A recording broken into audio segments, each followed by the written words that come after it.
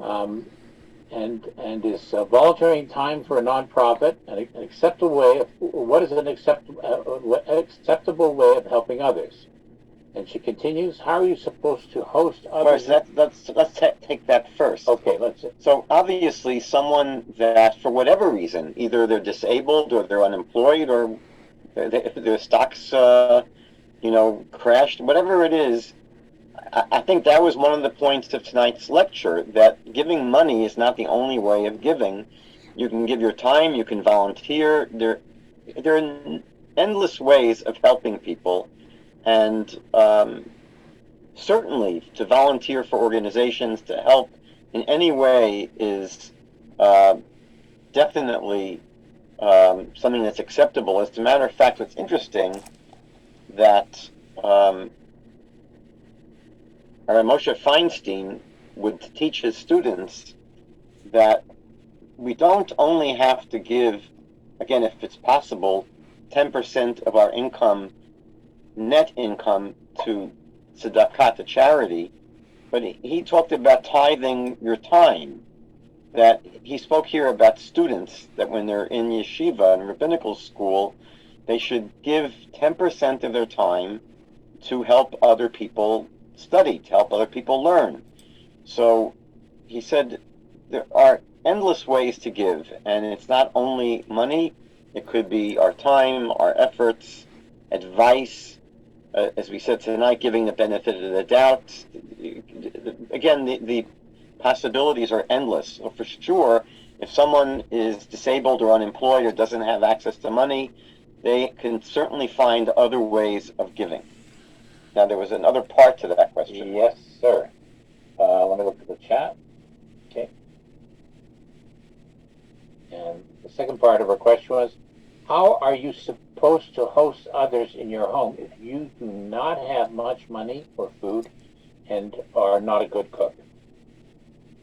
Well, again, if a person just financially is not able to have guests and make extra food, then it's not something that they should be doing. You may want to have people over on a fast day. I'm just kidding. But let's take each part of that question separately. So again, if a lack of money is going to get in the way of hosting people for big meals, which can be expensive, that's not something they should do. At least they should not do that regularly, or they should limit the number of guests. I know that during COVID, my wife and I would have just sometimes one guest. So normally, to have one person join you for a Shabbat meal, you don't have to make extra food. Whatever you would have, you just give some of your food to the guest. That doesn't have to be a tremendous problem, but again, you're not going to have lavish meals with 15 guests if money is an issue. Now, if money is not an issue, and the problem is that they're a lousy cook, so there are things that can be done. There are workarounds to not being a great cook. Number one, I've been to many homes as a guest where the food is terrible. So what? I mean, it's, if they're friends of mine, I put up with it because I like being with them. So a person does not have to be a great cook to have guests. It's interesting. The word in English, company, to have company, comes from the Latin cum pan, with bread, meaning that the idea of eating is not an activity unto itself. The purpose of eating is it becomes a shared activity. You have something that you do with people. So the food is much less important than the company, than sharing time with people, speaking with people. So number one is to remember that you don't have to be a great cook to have company. Number two, you can always take cooking lessons. You can learn how to cook better. Number three, you can, again, if money is not an issue, you can order food. There are places usually that will, prepare food, and you can get great food, cooked by others. There are ways around that. But again, it shouldn't be, if a person really wants to open their homes and they really want to have guests, if the fact that they're not a great cook, it should not get in the way. There are ways around that. Okay, let's take a look at some more chat questions here. Cindy again asks another question. What are ways I can teach my grandchildren about being generous? I'm the only Jew in the family. The best way of teaching is by example,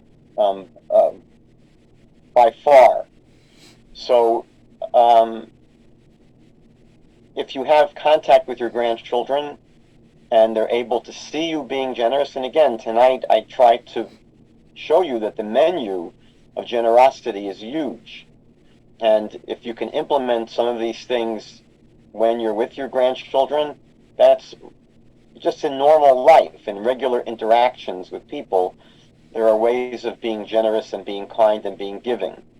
But there are other things that you can do. For example, let's say I don't know your particular situation, but let's say, for example, a person has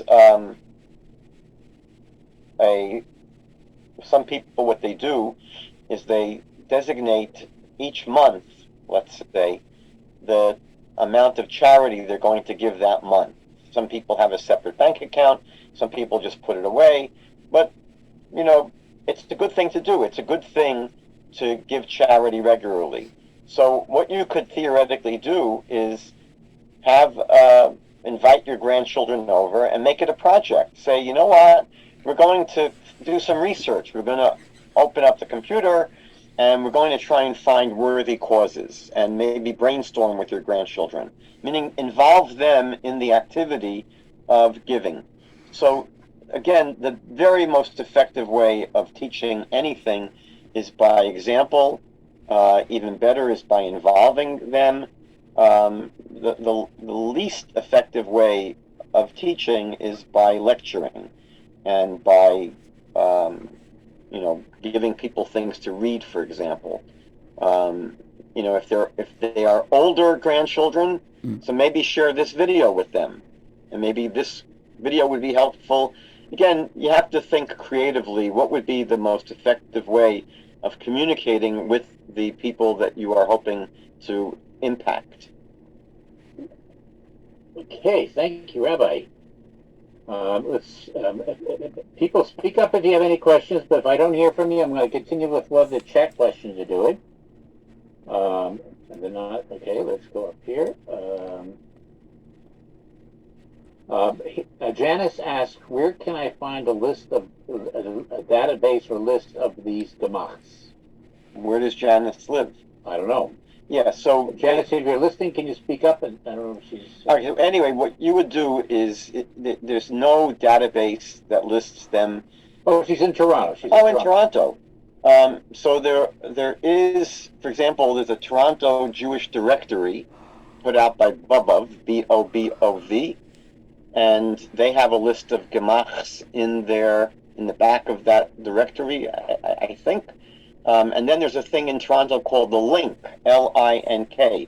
If you go to any of the kosher stores, kosher restaurants, it's basically it's a journal. It's an advertising. It's an advertising magazine that comes out once a month.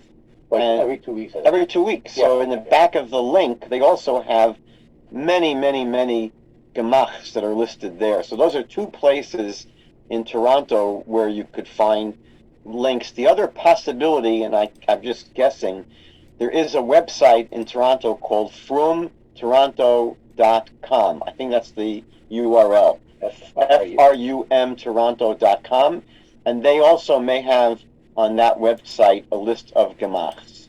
I would say that every major city with a large Jewish population would have this around the world. Yeah, I mean, probably any significant sized Jewish community would have ways of tracking down the gemachs in the city. Okay, thank you. We have another question here. No more questions on top. Yeah, okay. So, any questions from the audience verbally? I think in football they say you're going to call an audible. I think that's a football thing. Okay, I'm sorry I'm not on screen, but I'm just going to mention something. Rabbi Skobac, a lot of the what we just learned here, a lot of a number of ways of being generous utilizes the Shabbat and the Jewish holidays, which is a wonderful time not only to give of your hospitality, but to affect the lives of people emotionally. And I just want to say to that end, one person that I know, Carol, she sends out every week a unique photograph. A couple other people who go to Rabbi Bartelt show send out a beautiful Shabbat greeting with a nice picture.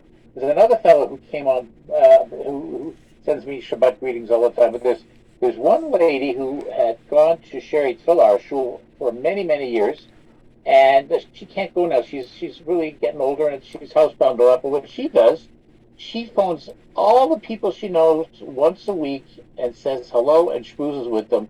And she's a nice, jovial, humorous lady, and basically she has a visit by telephone. She hasn't got the whatever the chat things are, but she knows how to make a phone call. And you know what? A lot of times, just connecting to somebody emotionally and being a friend for a few minutes on the phone is something to not only be an act of generosity, but an act of kindness that can really uplift somebody's spirit. And actually, more than that, I don't know if you've seen this in the news. England already years ago has a government agency, a whole government agency dealing with loneliness. And I think a week ago or 2 weeks ago, the Surgeon General of the United States, I believe, said that loneliness now is a medical emergency at that level.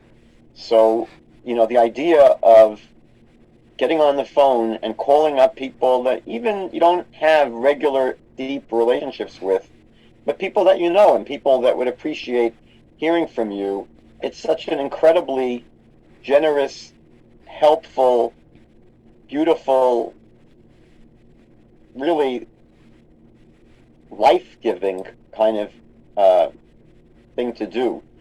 We're living in a time where people are incredibly lonely.